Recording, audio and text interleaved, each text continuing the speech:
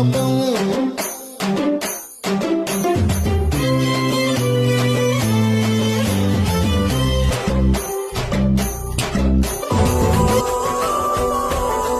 మేము కలవగా తెగ కలవరం, అసలిది కదా ఒక సంబరం, ఒక వరసలా కదిలిన క్షణం, ఇక తెలియదే ఒంటరితనం.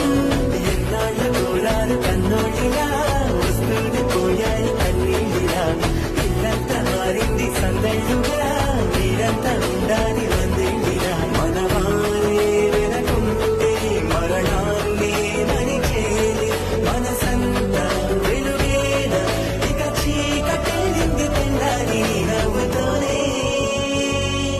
10 మంది ఉండగా ప్రతిరోజు పండగే.